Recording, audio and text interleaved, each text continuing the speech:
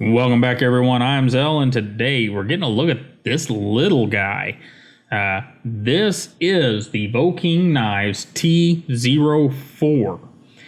And Vouking is part of Stedman, and I don't have a lot of background about Stedman or Vouking.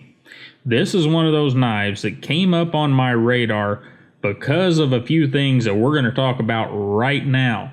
Check out these specs. We got a closed length of 4.3 inches, a handle thickness of just less than half an inch at 0.48, a closed height of 0.74. Yeah, that's less than an inch spine to spine, guys. And a weight of 2.55 ounces. And we do have an overall length of a rather lengthy 7.8 inches for the weight. But we have a 3.5 inch blade with 3.4 cutting edge. That's what brought it onto my radar. That and the fact that it's M390. And I have used this knife way more than I thought I would. I have no reason to believe that the steel isn't M390, especially knowing that it comes from Stedman. They seem to be a pretty legit company whenever it comes to that kind of stuff. And well, how do you really go about this? I mean, we can look at the outside of the knife, and there's nothing super fancy about the outside of the knife. We've got nice hardware. Looks like it's T6. We'll try that out. I haven't taken this knife apart before, so we've got deep T. Wow. Okay. Maybe I should take this thing apart. Maybe I should be looking more at Vouking, because that is some tight T6 right there. Wow. All right. So is that a T6 there? No, that's a T8. So let's try their pivot and see how that works out. Guess I should have done this before I started the video, huh? Because, yeah, that's impressive. Let's try this. That's very tight, and all of those, the pivot's not terribly deep, but all these other screws were that deep enough to have that feel of grabbing onto the bit. So, wow, I wasn't expecting that. But very, very good. But overall, we have a very simple knife. It comes in a few different colors, but it's just got a satin machine or rubbed finish on the titanium down through here, where some kind of coating blacked back in through here. Seems to be pretty durable. I've had this knife around quite a bit. I do have a big banner there, but I don't really care about that like a lot of people do. And that's nicely machined in there. Very simple. I mean, for you guys that are looking for simple, you can run the sandpaper over that and get rid of the Vouking knives, and you've got pretty simple here. And they even have one that is all just clear titanium with no coatings. So there you go. You got your vanilla knife there with M390, and just a really interesting build.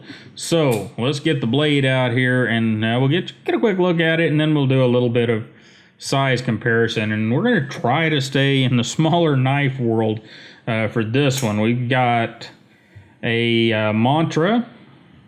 We've got a Thor 6. There is the Bestech slip joint that I need to figure out the name of, because it's a super awesome slip joint that we need to talk about. Again, we've already talked about the prototype, but we really should go back and look at it again. Here is a Todd Knife and Tool Wristy. And Chris Reeve Small Sabenza 21 in Singo. It's an awful long name for that knife, but it is what it is. And we'll go one more. There's a CRKT Pilar, whatever. Here's the bottom line, though. Every knife we put on the table, even our super light 3.5 inch for a harder use knife wristy, is heavier than this Vouking T04. 2.55 ounces, guys. That is 72.4 grams. That's crazy. But it does make the Quakeny type thing very effective. And it has been a super useful knife with this blade stock. As we get a look at the blade here, that piece of M390 is about 130 thick or 3.3 millimeters, and then it's nearly full flat ground, making a really nice little cutter. We'll see if we can get a behind the edge thickness here. And, oh, it's going to be thin. Yeah, there, helps if I get it in frame. There's your behind the edge thickness. It is thin. It cuts extremely well. You know, for those of you that use your knives for eating, makes a great steak knife. I say it's M390 because I haven't had to sharpen it since I've had it, and I've had the thing probably 3 or 4 months, and used it for a lot of nasty things that you wouldn't want to use, say that Thor 6 wherever it went to do. And it's held it all with aplomb. It's stayed locked up. We don't have any lockup issues. Just really cool. Let's go to the pause and read card on it after I wipe it off, and then we'll move on along to what makes it tick.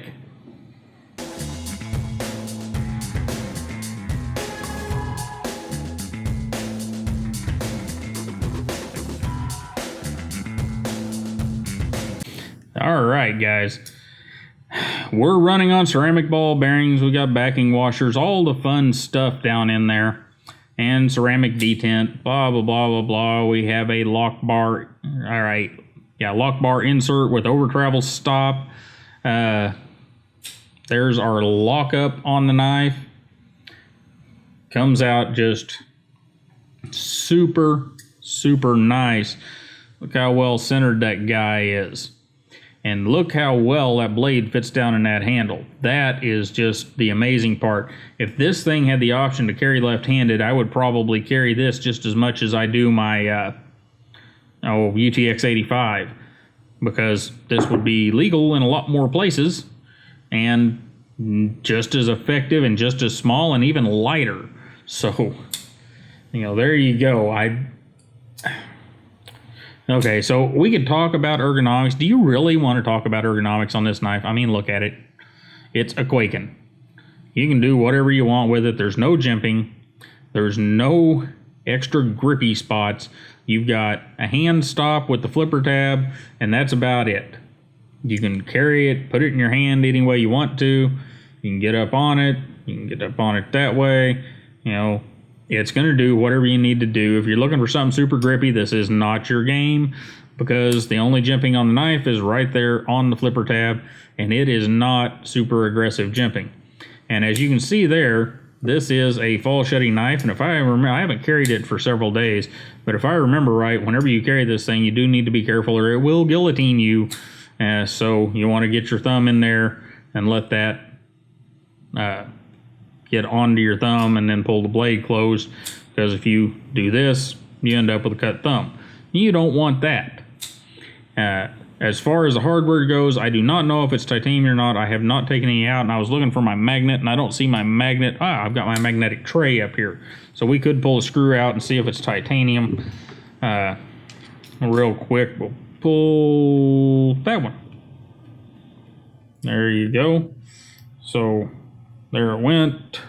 Got my little tray here. I'll wipe all the dust and crap out of it. And yes, it's stainless hardware.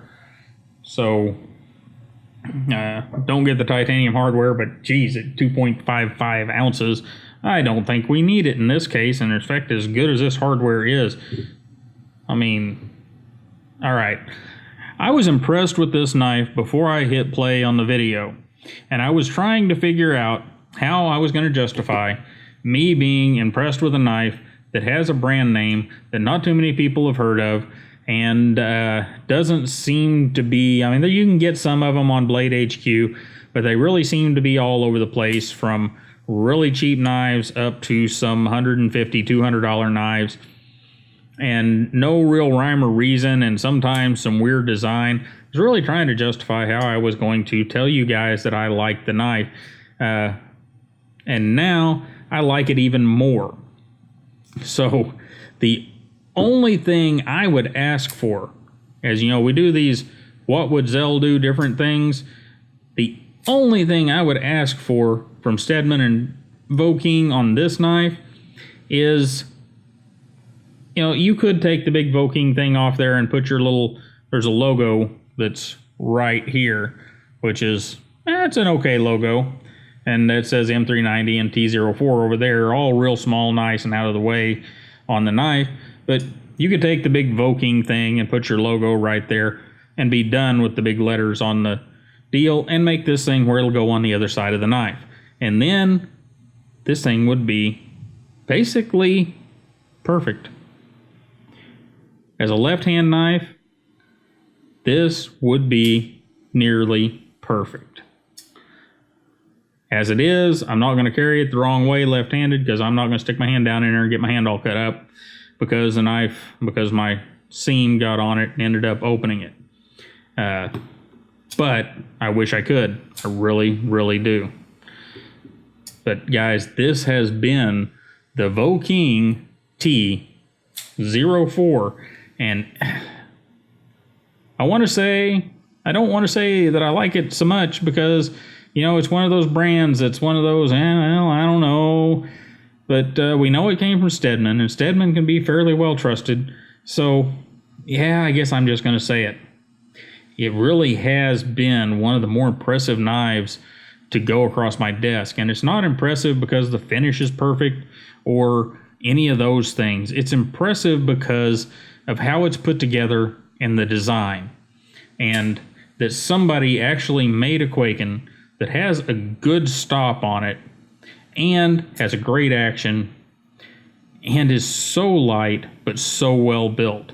So, well, they're $65 over on Amazon. I did not see this model on Blade HQ or Knife Center, but Amazon still has some of them, and they're $165.